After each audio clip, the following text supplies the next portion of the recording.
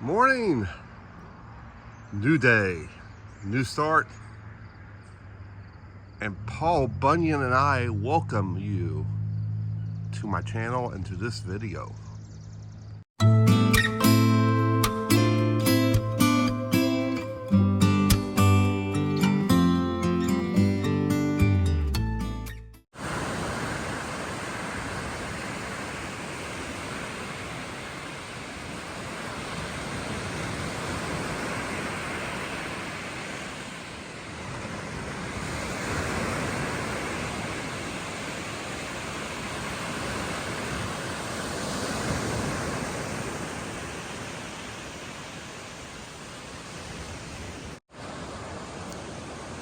Absolutely wow.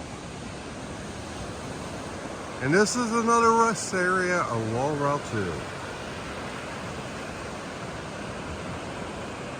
One of the things that the Upper Peninsula does perfect is they put these things where you see stuff like this. Amazing.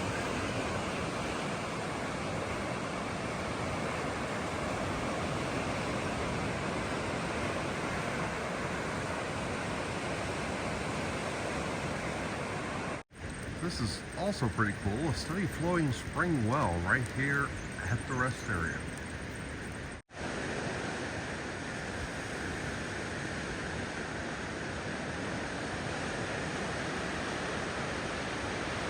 Normally I would walk down near the water, but that sand is very, very wet due to the fact of all rain we've had here in the last, well, I know at least the last day.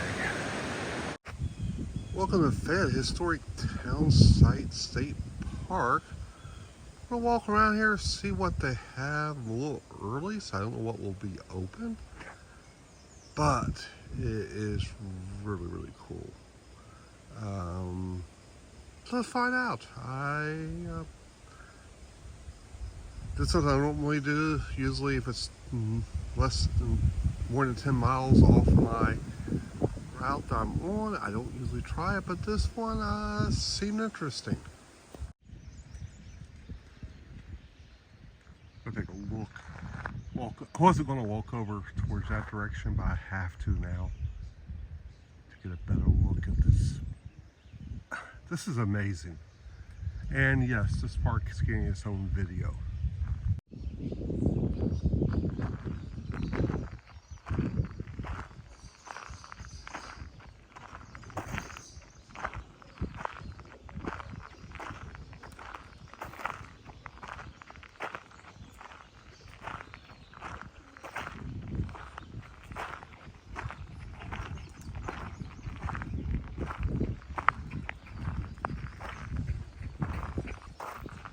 Furnace complex, the heart of the industrial Fayette was this massive furnace complex, which is what we were looking at. Here the heat, roar, and gaseous odors of the smelting process merged with the shout of men, whir of engines, shrill scream of whistles.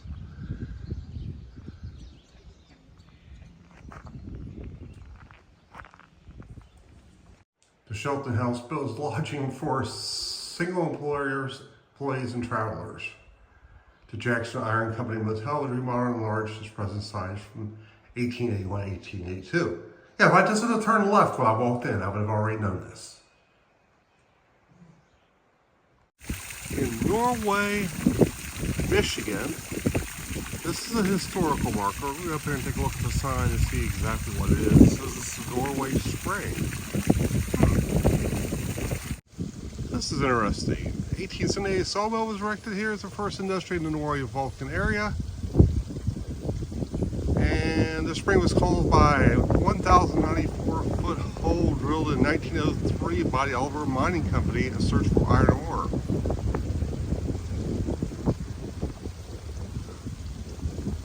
Pretty cool. Another cool of a rest area, scenic thing. Fiume Falls. I've been wanting to see this again. Found this the last time I was on Route 2. Absolutely amazing. Let's go take a look. Bridge, get there? Alright, gotta show it to you. Right there. couple paths to do. We're going to do both of them. Sign's a little faded. There's plans for protection of this.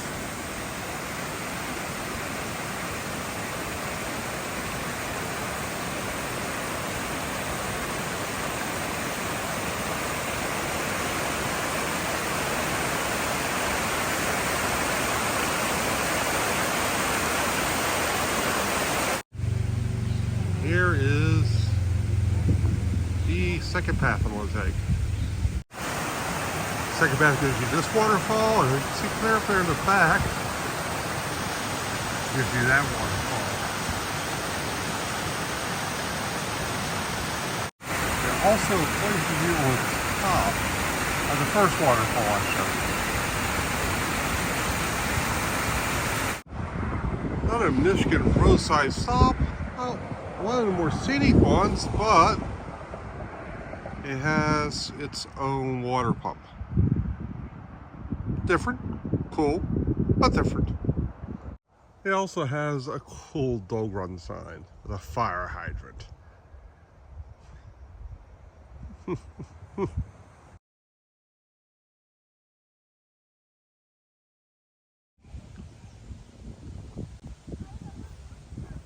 believe the name of this, right at the first part of this clip, because I have no idea how to pronounce it. But it is beautiful. Just walking down through here. There's a beach over there, being well used today. Upper Peninsula, and it's in the 90s. Last time I was up here, I was wearing a hoodie every morning.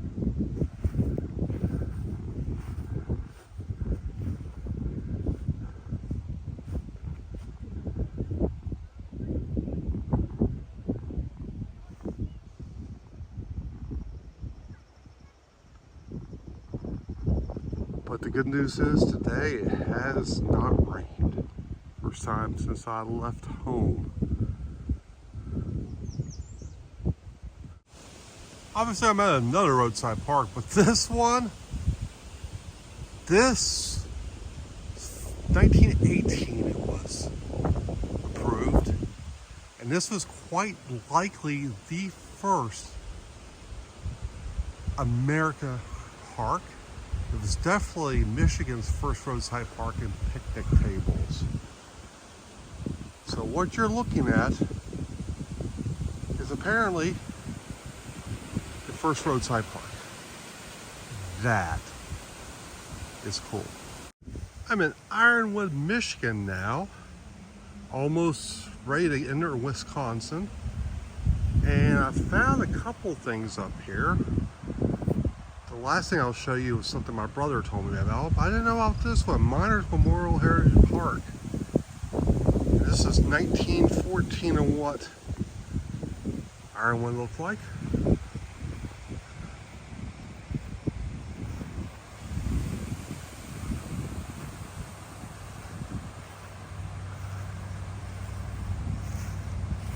This is pretty cool. Major iron ore producer, discovery of the iron ore deposit.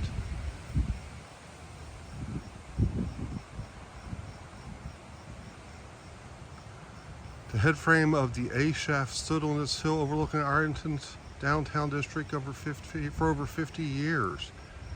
Built in 1900. Commemorating the iron ore industry.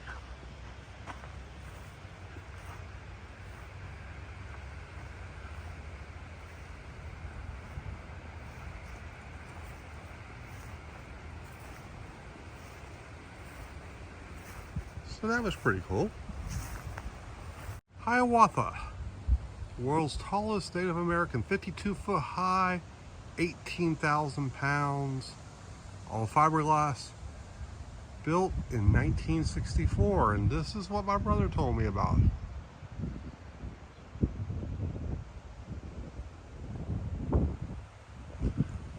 Now, according to Roadside America, it is not the world's tallest. But not to get in that discussion.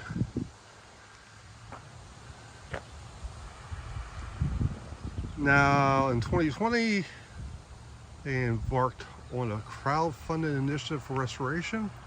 It is essential to note that the attire portrayed on the statue does not authentically represent the 4 tribes listed there, but instead typifies plains tribes like the Lakota.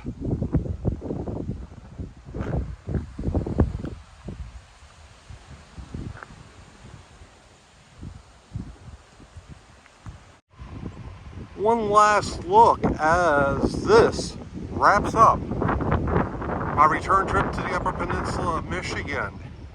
It will not be my last.